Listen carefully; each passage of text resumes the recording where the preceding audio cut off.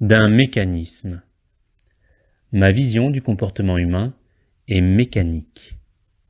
Je pars du postulat que les êtres humains sont tous équipés d'un mécanisme qui détermine leur comportement. Pour illustrer son fonctionnement, prenez pour exemple les organes. Ils fonctionnent en suivant les mêmes mécanismes, quel qu'en soit le propriétaire. Sans entrer dans le détail, je vous invite à considérer qu'ils peuvent être défaillants et qu'ils ne sont pas restreints à l'humanité. Ne pas le connaître ne l'empêche pas de fonctionner. Au même titre que le cœur bas. Il adopte des comportements sans avoir à y faire attention. Il le fait dans l'intérêt de son propriétaire, même s'il peut être difficile d'en accepter le principe quand il n'agit pas dans le sens que l'on souhaiterait. Il est confortable de se reposer sur lui, car il prend soin de nous, dans la grande majorité des cas. Malgré tout, des sentiments désagréables émergent de cette situation. Celui de ne pas se prendre en main, celui de ne pas se reconnaître, celui de ne pas se comprendre, celui de ne pas se contrôler. De plus, être soumis au mécanisme peut emmener dans des impasses. Épuisement, détours, erreurs se succèdent à cause de l'adoption de comportements inadéquats. Considérant que les mêmes causes entraînent les mêmes conséquences, seuls des accidents peuvent modifier ce qui conduit le mécanisme à adopter des comportements problématiques. Ce pilotage par l'accident est particulièrement aléatoire dans sa fréquence et son efficacité. Il est courant de tourner en rond un certain temps avant d'être confronté à un ou plusieurs accidents capables de provoquer des modifications de comportement en espérant qu'ils soient plus adéquats.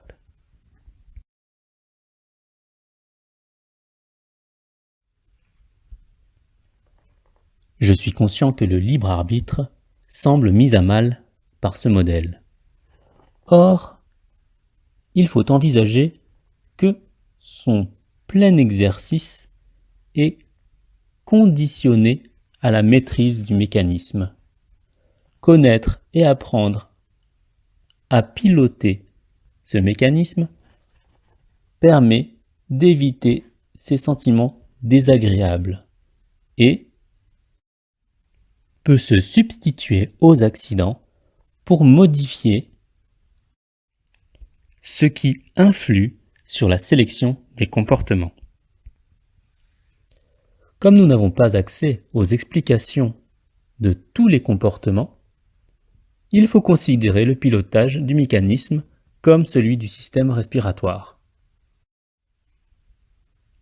Toutes les respirations ne sont pas voulues, même si certaines le sont.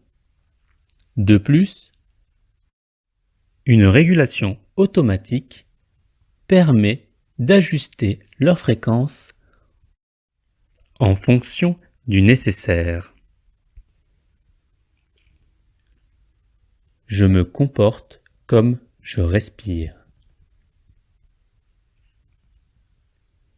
Si la respiration est automatisée, c'est parce que son usage est vital et qu'il n'est pas possible de s'en priver très longtemps. Il est d'ailleurs surprenant de pouvoir la contrôler. Or, grâce à cette capacité, nous pouvons l'entraîner et en repousser les limites initiales. Il est possible de forcer une inspiration, forcer une expiration, bloquer sa respiration. Le mécanisme est également conçu sur ce modèle. Nous pourrons l'utiliser de façon très similaire. Par exemple, l'inspiration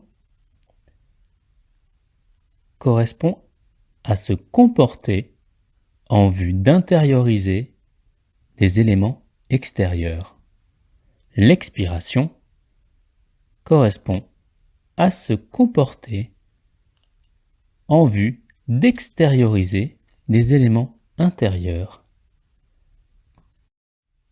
L'apnée correspond à se comporter en vue de restreindre les éléments intérieurs à l'intérieur et les éléments extérieurs à l'extérieur.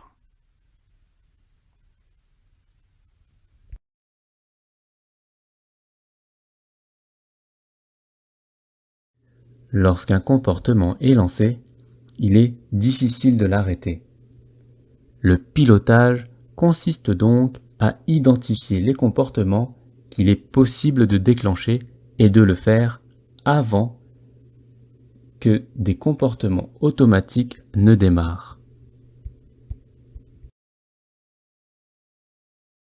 Le mécanisme n'est pas modifiable. Son fonctionnement ne varie pas en fonction de l'individu ou au fil du temps. L'apparente variété de comportements provient de la faible connaissance des éléments qui y conduisent et parfois de l'incapacité à les voir à cause de l'inévitable subjectivité. Je considère qu'il est peu probable que qui que ce soit parvienne à être objectif sur ce qui touche de près ou de loin à quelque chose qui le concerne. Qui suis-je pour me juger moi-même ? Je ne ferai ni liste ni exemple, pour éviter de laisser penser que je propose une orientation morale. Il est difficile d'être neutre et je ne peux pas être sûr d'y parvenir. Ce dont je suis sûr, c'est que certaines orientations morales seront chahutées.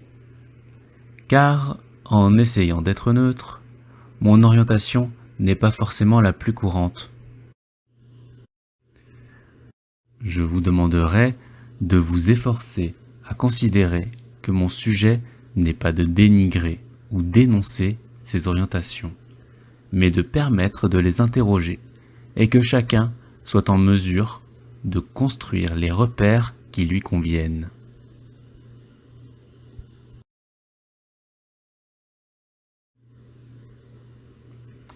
Comprendre ce modèle particulier n'est pas indispensable. Il existe d'autres formes de description du même mécanisme, d'aspects différents, plus ou moins complets, et parfois bien meilleurs. La plupart ont des points communs. Pour cause, nous observons le même objet et essayons d'expliquer la même chose avec un point de vue différent. J'imagine que malgré cela, ce modèle peut trouver un écho là où les autres pourraient ne pas en avoir.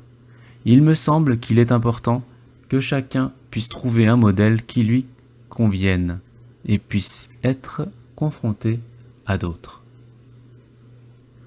Pour prétendre saisir et utiliser convenablement ce modèle, l'expérimentation est indispensable. Sans elle, l'ensemble de l'étude est inexploitable.